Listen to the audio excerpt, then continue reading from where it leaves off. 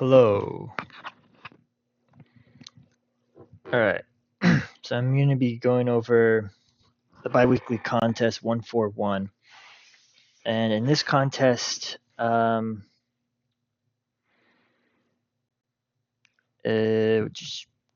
going to go over all four problems. I didn't solve the fourth problem in the contest, but I had to learn something for that one, but I'll go over what I learned. But then these three, I'll go over my solutions as well. Okay, so I'm gonna probably skip number one. Well, I'll show the difference between these two. But if you solve part two, you solve part one. The only real difference is in the constraints here. So you can see the constraints are a little bit different. And I mean, they're not even that much different. It's really just the value of the integers in the array are much smaller here. So I'm gonna not go over part one. I actually don't know. I'll go over the solution I came up with for part two, and then you could use that to solve part one. So I think that's like good enough. So really for this one, construct the minimum bitwise array 2. So you're given an array of prime integers, okay? And then it asks you that find the for each element in this array, you want to you're going to return an array answer that's going to be the same size as the size of this array. For each element in the array, you want to determine if the smallest number that you can take, where if you OR itself with itself, but add 1 to it. So like they're saying like take answer I and then you OR it with answer I plus 1, that it will equal to nums I. So in other words, and yeah, you want to find the smallest value. So in other words, what that means is you want to find the smallest. So for let's say for integer, I don't know what to call the integer, but call it x. Where basically this is one of the elements from nums I, and for that for a fixed integer, you want to find the smallest integer. Call it y, such that y OR with y plus 1 is equal to x. Okay, that's what it's saying.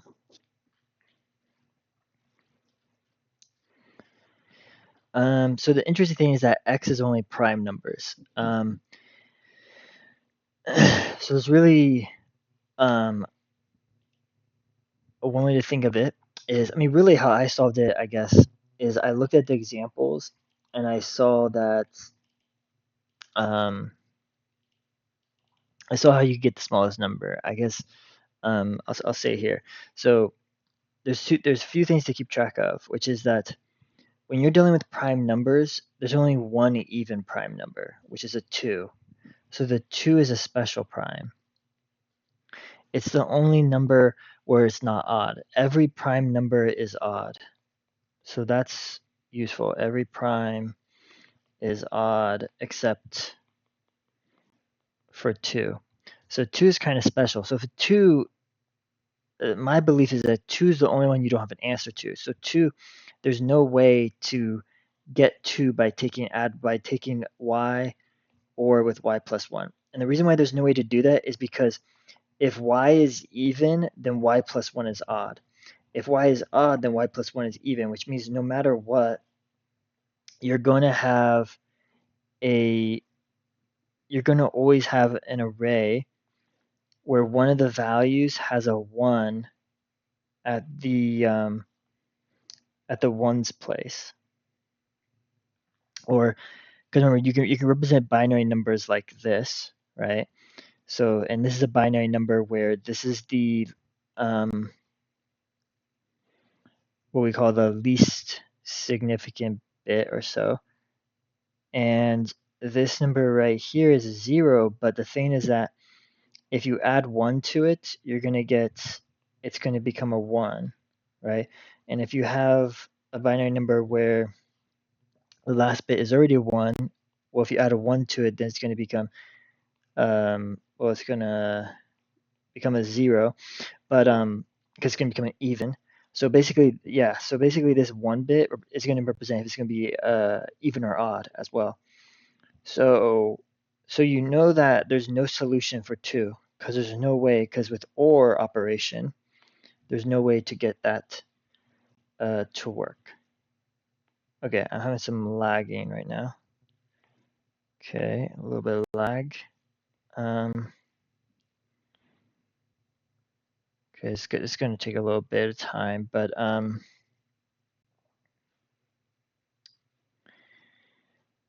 so okay, so let's think about this.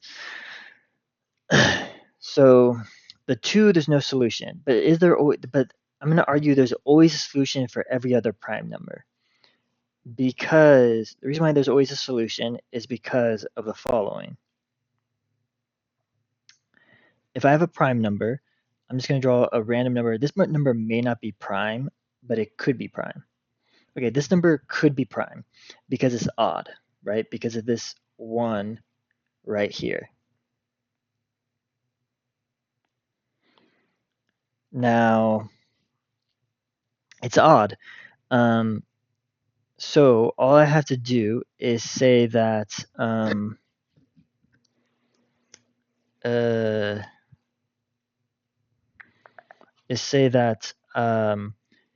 you know, can I, what's the smallest number I can do that I can OR together to be able to get this number, right? What's the smallest number? And you kind of just think about it and come up with the idea. The idea that I'm gonna show here is basically to be able to get a number like this, all I need is to have a number that is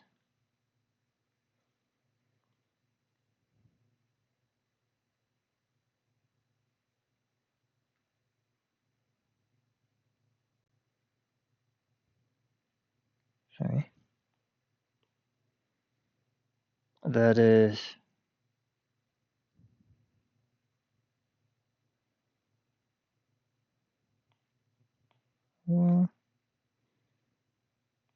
okay, doing that wrong. Okay, so all I need is a number that's like this. Boom. Then if you add 1 to this, what do you get?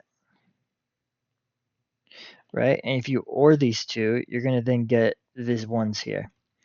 Everything here is the same, so the prefix is the same. So the idea is, given a number like this,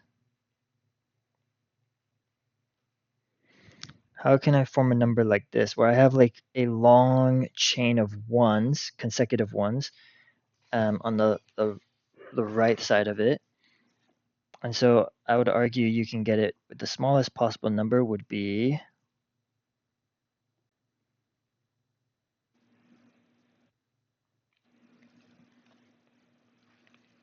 this one. Because if you add 1 to this, what do you get? You get this. If you OR these together, you'll get this consecutive one. So you have like this greedy solution where you're looking for the consecutive ones until finally you find your first 0. So where you find your first 0, then you know this is your smallest number now that you can work with. I don't know.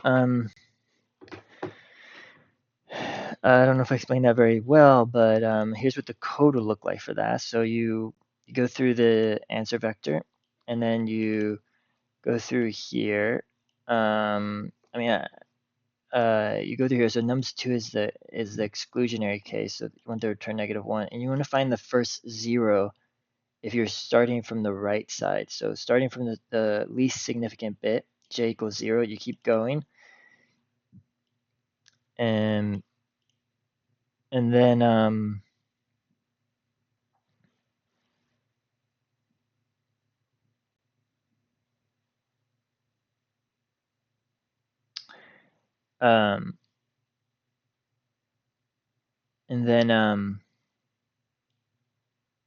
you do this. If it's a 1, you add it to answer I, and then you find the first 0, and then you note where index is at, and then you flip first. You decrement by the first 0, and you flip that 0, which is going to flip it to flip. It's going to go to a 1. Flip the 1 to 0. Oh, I think I did this wrong then. I forgot. It wasn't. This is what happens when I'm doing live. It wasn't like this. It wasn't like this. It was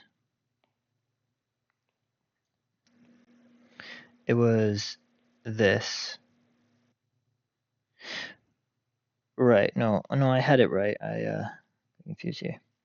So I had it right here because I changed this 1 to 0, right? So right here, I changed this 1 to 0, the last one in the sequence. And then, when you do the increase it by 1, it produces this array, or this sequence of bits. So okay, this one may only make sense to people who kind of already have an idea. I think breaking that one down further would require quite a bit of time if I'm going to go over like each idea, but I'm going to try to go through the next one, which is find maximum removals from source string. So for this one,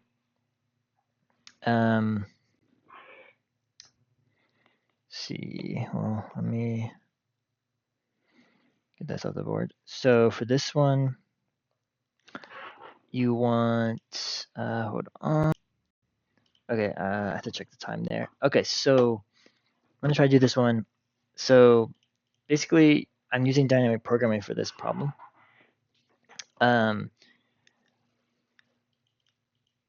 think about what it's asking. So it's asking you're given a source string and a pattern, and you're given these target indices. And what it says is that you can remove a character from the source string for the target indices. And when you remove a character from the source string at that target index, it doesn't change the indices of other values. So any changes won't change the indices. So like, well, I'm going to do an example here to as well.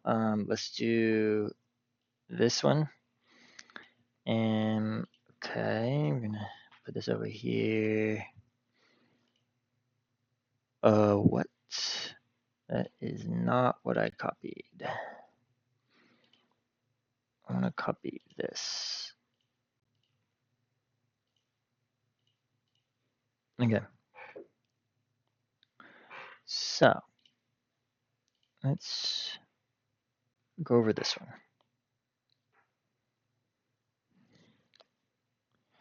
So this example we're given is your target indices. So how can we remove? And so the pattern still has to exist whenever given the target indices, when you select which characters to delete from the source string, the pattern still has to exist within the source string. That's the whole idea here. So for instance, I could pick to delete at 0. I could use the 0 index and delete there. So if I delete at 0, that means I'm going to represent a delete with this hashtag. So then the rest of the string will be this. And so see, the indices don't change. That's why I put a hashtag there. So the index of E is still 1, and then 2, and then 3, and 4. So these are the other elements that you could potentially delete given the target indices. So the question is, does the pattern still exist in here as a subsequence? Well, okay, it does, because we have a D here a y here, a y here, and an e and a y here, right? So that works. Because that will form, that forms the y, e, y, y, and then d. So we could do that, and then if even further, sorry, okay, yeah, and then we can remove from here and here and here as well, right? From the 2, 3, 4. So if you were to remove this one, you can't remove the 2, 3, or 4 because they're actually being used in the pattern. So yeah, so my idea was just to um, was to do some type of like dynamic programming where I track two indices.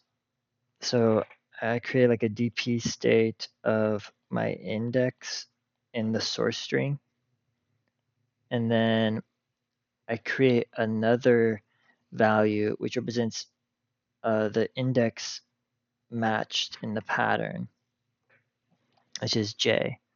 So I also have, so I have my index, and I have my index, let's say index in source, and then I have my index in pattern. And so, and this will equal the max number of deletions, right? Maximum deletions to get to that state.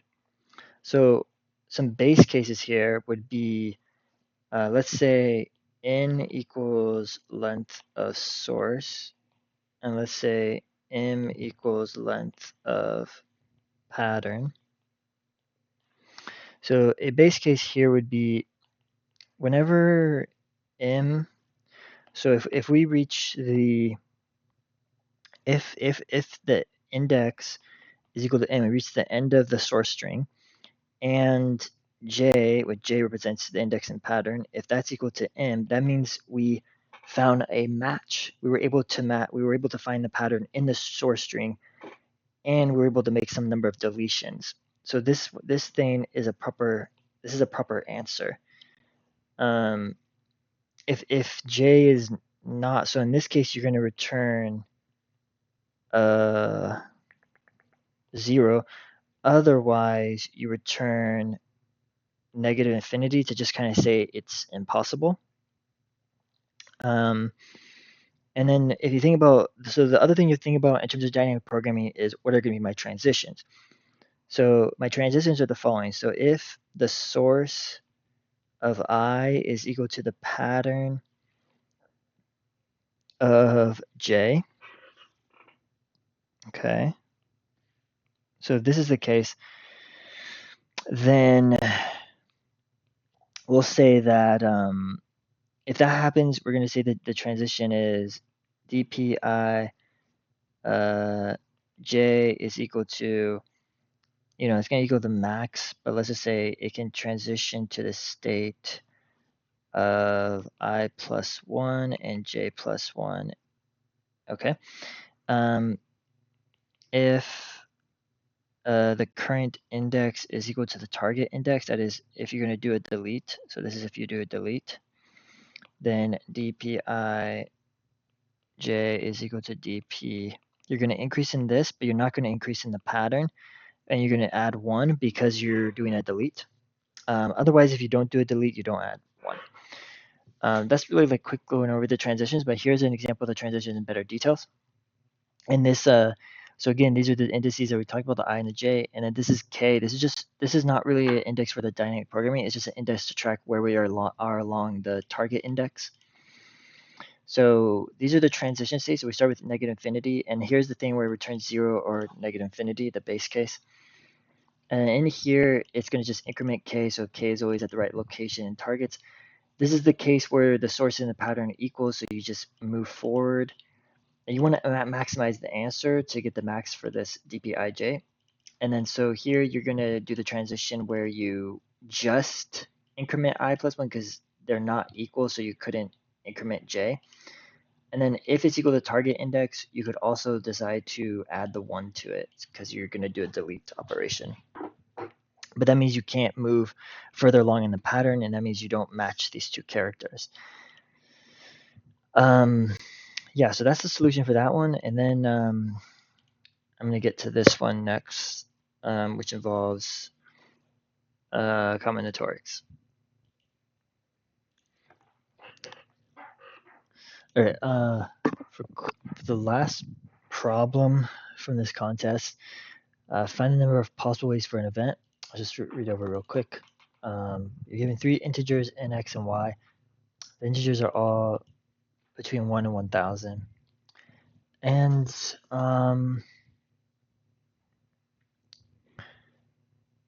the n represents the number of performers, and these performers can be assigned to any of the x stages. And all the performers assigned to the same stage are all like in the same group, or they're in the same band together. And then after you've after all performers have been assigned or performed on a stage, then the jury will award a score to each band, so to each group, or basically to each stage, between the range of 1 to y. And you want to calculate the total number of possible ways the event can take place. And the answer can be very large, so you can just do the modulo thing. They're considered to be held differently if either of the following conditions is satisfied: if any performer is assigned a different stage, or any band is awarded a different score. So, so one thing is n, x, and y are all less than 1,000. So you can solve it with some type of O(n) squared solution. Something that's O(n) squared. So one of my first waiting here. Something's weird. Oh, here. So I know in the contest I came up with a solution that was like O(n) cubed, but that's not fast enough. So okay, the first thing you can say is you can say this. You can say you can reduce the problem. That's what helps a bit. So one of the ways to reduce the problem is to loop over the number of stages, where you're going to say, I'm partitioning all the performers on this number of stages. So say you could reword the problem as given I stages, and then just so this is, you're going to loop over. You're going to say, let's suppose I'm going to take all my performers and I'll place them on like you could have one. I'll draw some stages here. So let's say you have 5 stages. So x is equal to 5. You could suppose, what if I place all the performers on a single stage, right? What if I place all the performers on that stage? That's weird. What if I place all the performers on 2 of the stages? So just 2 of the stages. What if I place all the performers on 3 of the stages, and so on, right? What are the number of ways that I can pick I stages? Well, that's just a combinatorics problem. So just say, given you have x total stages, how many ways can I pick I from x, right? So if I is 2, you could label these stages 1, 2, 3, 4, 5. How many ways can I pick 2 from 5? That's kind of what it's saying here. And so if you know the number of ways you can pick that, these are all the ways you can pick 2 stages. It'll count the number of ways to do that. So that's part of the problem. The other thing is, out of the stages you pick, you can give a score from 1 to y for the bands that perform on those. So in total, if you have I stages, you have y possibilities for each one. Like let's say y is 2. That means I have for my first stage and my second stage, how many ways let me scroll over there. How many ways can you divvy a score here? You have y options here and you have y options here. So if you had more stages, so if I had 3, 4, it'd be y options, y options. So that's basically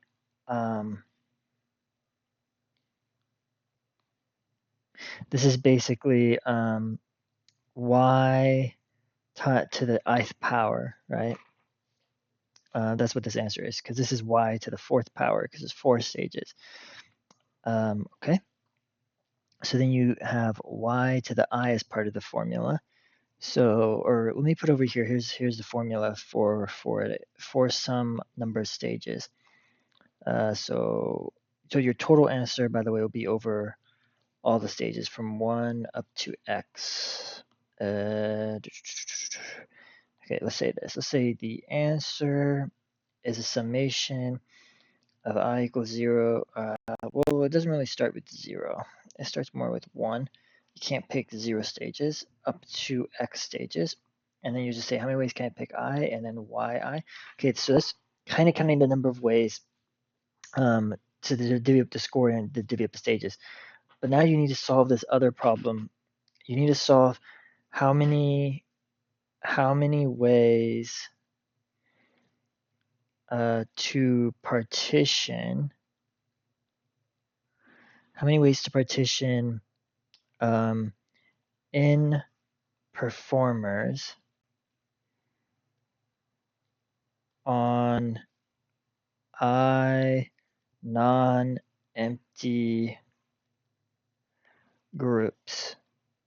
Okay, and so I mean I already know the answer, but I'm going to try to derive it without saying the known solution to this. So yeah, if you can solve this, how many ways to partition in performers on I non-empty groups, then yeah, how can you solve that?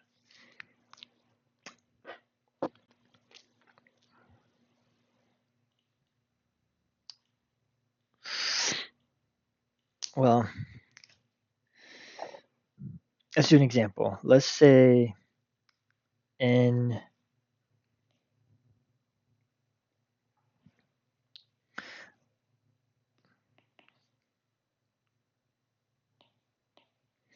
let's take an example. Let's say n is 5 and I is 2. So I'm trying to place 5 items in 2 groups.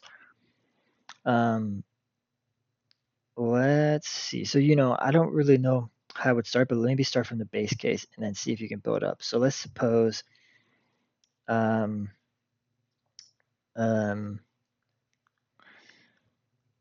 I guess you wouldn't know this without yeah. Okay, so let's take the first person. Let's say n is 1. Now, you can put 1 in one of the groups and then leave the other group empty, right? So let's say these are my groups, and where can I partition 1 into 2 of these? It's really not, you can't partition 1 to 2 of these where both of them are non-empty. So I think maybe it's better to say I can solve for n equals and I equals 1, and I can just put 1 in one of these partitions. And then if n equals 2 and I equals 1, then obviously you will put a 2 in there as well. And so on and so on. So yeah, I guess I don't know exactly how to. Well, what this is supposed to be is Stirling's number of the second kind.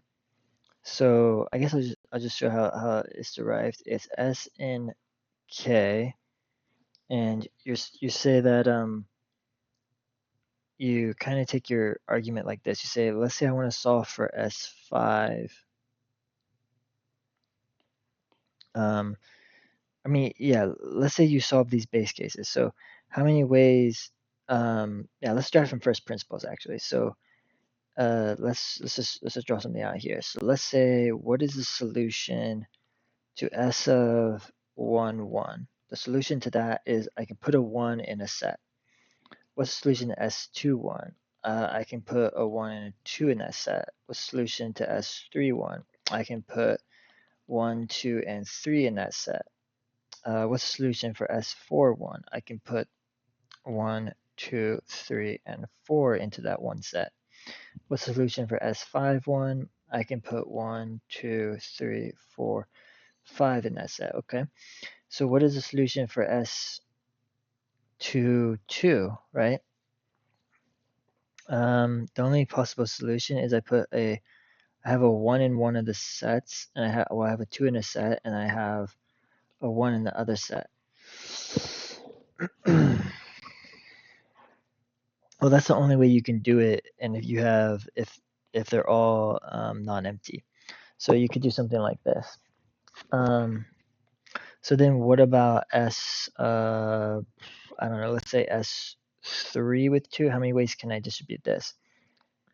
Either the 3 is going to be with the 2, or it could be that the 2 is here and the 3 is with the 1.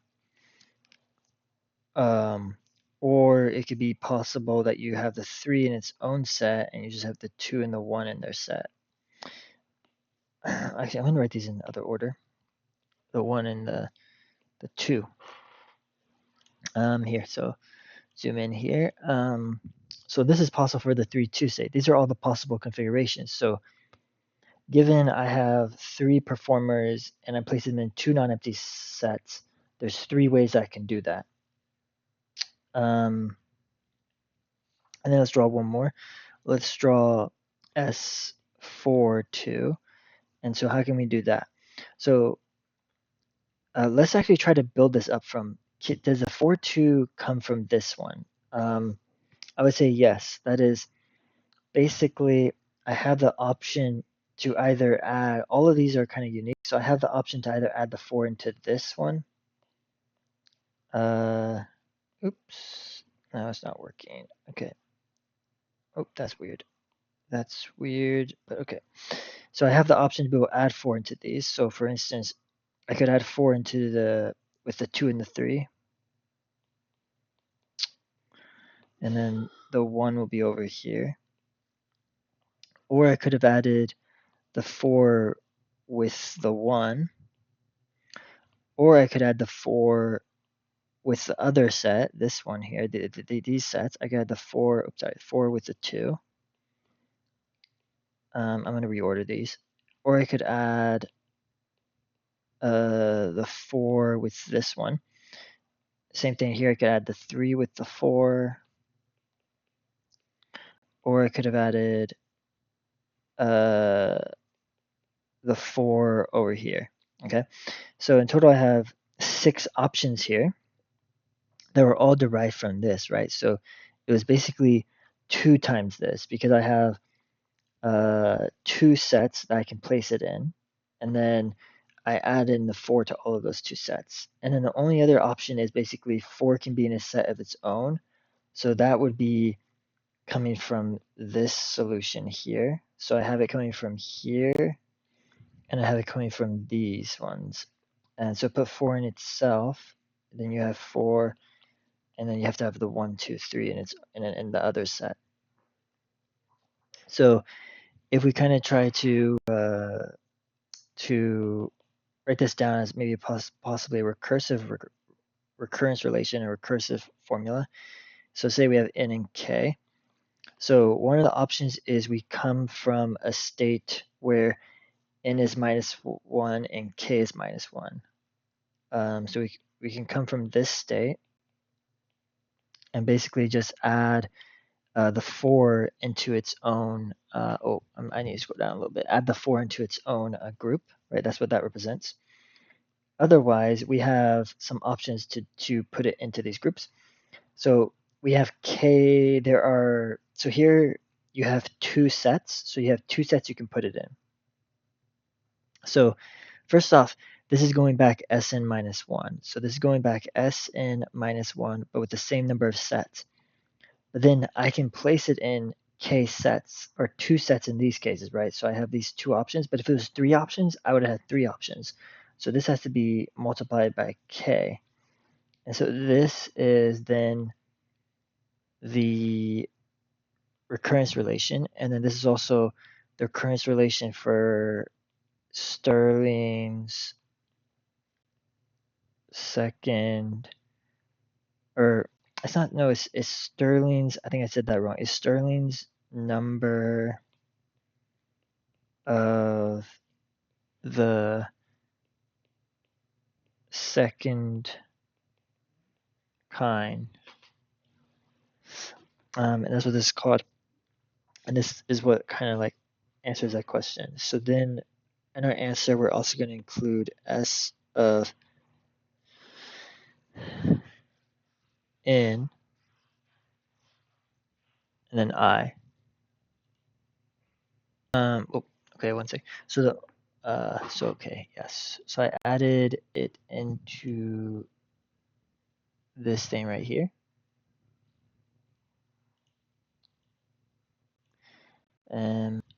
Okay, so we add that into there. But the one thing you have to realize is that that's not going to be the full answer, because when you solve that, these groups didn't have a label. So that means this solved it for when you have groups, like maybe if I have three groups but they didn't have a label, so it didn't solve how many ways there were different ways there were to do it with different labels.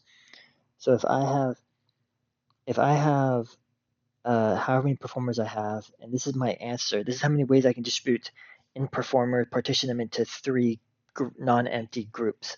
But then the thing is that doesn't answer, like, because the stages are actually labeled. So then in reality, you actually could do this assignment of stages, or it could have been this, and then this would be different. Or so let me say, like, why would it be different? Well, let's say you had the 5 performers. So let's say you had 1, 2, 3 here, and then, oh, sorry, I'm not even showing the right location. Okay, right here, right here. Okay, so these are the 3 sets. And I'm saying that these could be different. And then you could have 4 or 5 here. If you label this as 1, 2, 3, you've only solved for doing it this way, but it's possible that this could have been labeled differently. And that's what you want to count, that this could have been the second stage and this could have been the third stage. In total, you have the number of permutations for this. So which is like however many stages you have, k factorial, or in this case, I think I'm using I. So like I factorial. The other thing I want to show for this is like I was doing this. You can do like a permutation tree. So you can say how many permutations there are, right? How many permutations? Um, let's say it's 3. Let's say you have 3 options. For your very first location, you have 3 values you could put. You could put a 1, 2, or 3 label in the first slot, right? 1, 2, or 3. In the second slot, you have only 2 options remaining, depending on what you put. So you kind of get this tree, then you only have 1 option. I guess this is like a permutation tree. I don't know. But then let's go back up here. So you have to add one more element into the formula, which is going to be the I factorial to count the number of permutations. Okay. So that is the formula and some of the derivation of it. Yeah, you can see you do the mod. This is calculates the Stirling's. You can use dynamic programming for it, for the recurrence relation. So it just looks back one, and then here's the J multiplication. This is for the factorials. So you have to calculate these factorials and these choose function for picking R from N. And then in here, it just pre-computes everything, the factorials, the Stirling's, and then it's going to calculate the answer, the score number ways, and the number of group permutations. So this just updates the scores number ways. Remember, it's Y for each one. So you go through I equals 1 up to IXN. So this is like trying each of the possible solutions. And then this group perms you multiply by I. And then, yeah, there's some edge cases that I'm not talking about, but yeah, this is essentially the core things you would have to know to be able to solve something like this. It's just some of this combinatorics practice.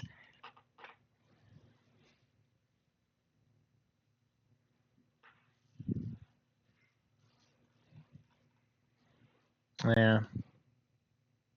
Okay. Well, I think that's all I'm going to do for this one for now. Until next time.